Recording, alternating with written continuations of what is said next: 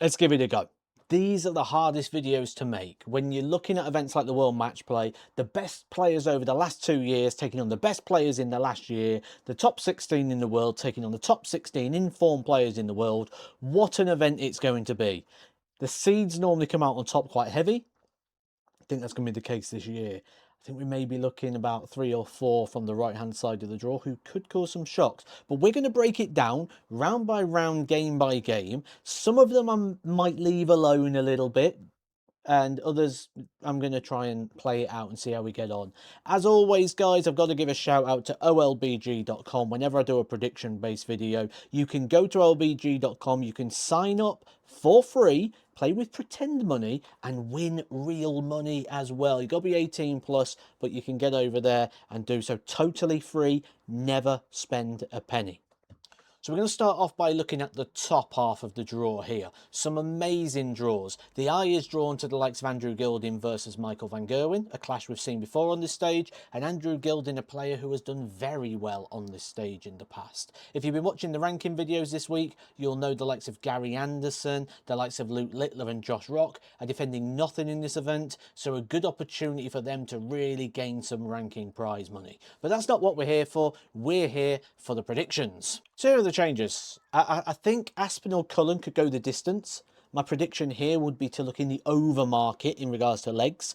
I think that's going to be a tight game. I think the same for Dovey and Van Dijvenbode. That could go the distance. I've gone for a bit of a surprise here in Andrew Gilding to get the better of Michael van Gerwen. I think there's just always a few question marks around van Gerwen when it comes to these sort of events, because we see him play so good in one event, then doesn't quite back it up in the next. So I think Gilding could do well here. He's had 100 averages galore in this event, so it could be a danger. Gary Anderson, I've got just edging Ryan Joyce. I think Ryan Joyce is going to push him all the way. I think it's going to be a close battle, but Anderson just to prevail at the 11th hour, I think could be there. Niels Zonneveld and Luke Woodhouse have been amazing recently on the Pro Tour. Zonneveld, the only player on the European Tour to have beaten Luke Littler, and Luke Woodhouse recently picking up titles galore, especially in the month of May.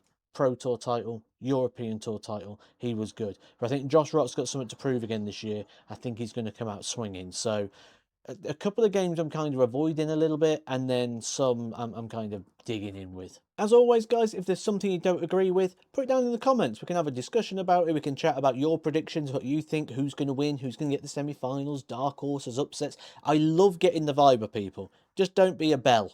Like where you go, oh, that'll never happen in a million years. That can't happen. Of course it can happen. Anything can happen. It's a sporting event. It hasn't happened yet, so it could happen. We keep that in mind. But yeah, well, we can have a chat down there. Absolutely. Now, I've kind of got to go Gilding here because I haven't got an opponent for him, which means I'm split on it. So I'm forced into Gilding for a quarter-final again of the match play. Somewhere he's been multiple times now. Stephen Bunting, I think, could get the better of Josh Rock. I think Bunting sometimes doesn't get the credit for the quality of which he's got, and I think a lot of that comes down to maybe the distractions, like people try picking out the things that he's doing that are a bit different rather than things that he's doing that are the same, which are some quality performances.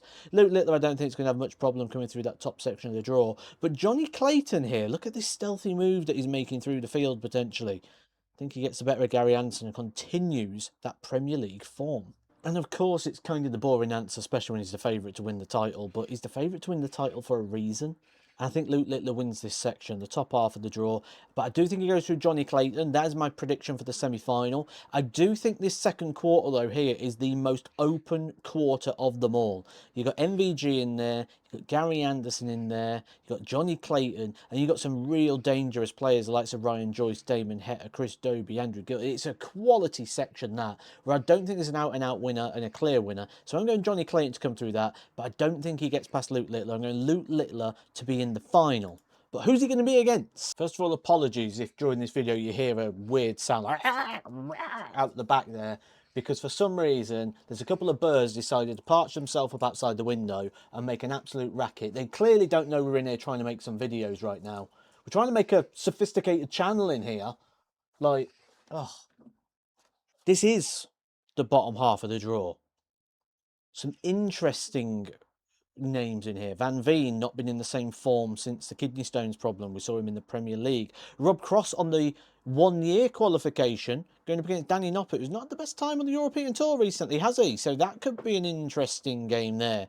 The in-form Kevin Dukes, the man who's dominating on the Pro Tour, winning game after game. William O'Connor making his debut after about 15 years now on the professional circuit. James Wade, last year's runner-up, also in this half of the draw. And the in-form Vessel Nyman. This is going to be tough to pick out of. But just because it's tough, like trying to do this video with these birds squawking out, I think it's flying off now. Good stuff. Brilliant. That's going to make it a bit easier. No, there's another one. Brilliant. Even though it's tough, doesn't mean it's not going to be impossible. Or doesn't stop us from having a go. Terrible effort at spelling Luke Humphries there. But I think he gets the better of Cameron Menzies. It's a bad draw for Menzies. I think Menzies has looked well this year. I think he's lost a bit of weight. He speaks well. He looks well. Won a Pro Tour recently. Bad draw here. Bad draw for Ross Smith as well, despite the fact this is Kevin Duke's debut. I think he's favourite, and rightly so favourite at the moment, judging on form. Going price, I think, gets better of Schindler. Noppert Cross, I could have gone either way. Same for Ratajski Van Veen. I'm really unsure with that one, so I'm just going to leave it alone. Dave Chisnell got in at the 11th hour, last minute ditching Daryl Gurney out of the event. Nyman won 8 titles already this year. At the time of making this, he may win another one. He may go win the European Tour, which might be 9 titles, 3 on the Euros and 6 on the Pro Tour. Could break records this year. James Wade and Ryan Searle to combat each other in round 2, I believe. There, Ryan Searle does love the match play, and we'll be looking to back up that real big run he had at the World Championship. Firmly now in the top 16, going to be there for a couple of years. Run here would really help his case. After saying the word case, I feel like I have to mention this.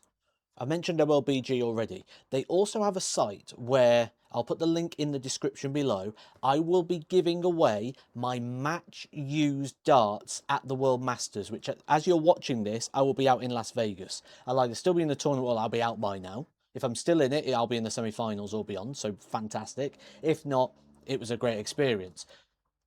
With that, they are going to be giving away for free. If you're a UK resident, 18 plus, for free, you can win my match used darts. I will put the link in the description below. If you want those match used darts, go check it out. These matches. Nyman, I think it's time he matures on TV. We've seen too much on the floor for too long. He's gone full-time in darts now as of January. I think that makes the difference in the change. I think he's going to have a good run here. Dukes, I think we'll be happy with second round. £22,500 going on his ranking with nothing to defend.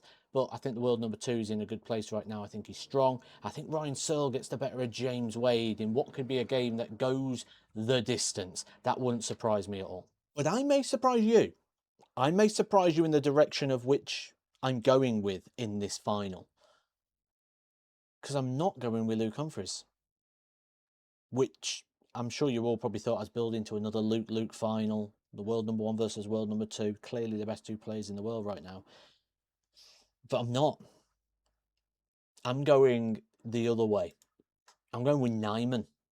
I'm going with Vessel Nyman to get through to the final. I think he's been far too good for far too long. He could come of age. I think he goes in the final against Luke Littler. Luke Littler will take the title, I believe, if that is the case. I think it'll be a close game, though, in the final. But it would not shock me at all if Vessel Nyman becomes the runner-up or champion of the World Matchplay.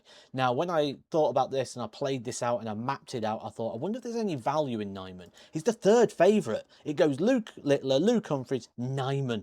He is the favourite above all these experienced campaigners, just to show the quality and the lack of risk that the odds compilers are willing to take with Vessel Nyman. This isn't a dark horse pick. This is a genuine selection and a genuine threat. Nyman, if he makes the final here, I'm going to call it now. I think it's in the Premier League next year as well, especially if they expand it to 10 players. So I think there's a lot of things going on here, but I would love to know what your predictions are. Let me know, winner, the 4 semi-finals, and your early shock, your early upset. Put those down in the comment section, guys. I love to catch the vibe, and I'll be joining you for some live streams, for some videos, all the way through the match play, as much as I physically can. I will catch you there, guys, right here on Edgar TV. You hit the subscribe, and I'll see you in the week.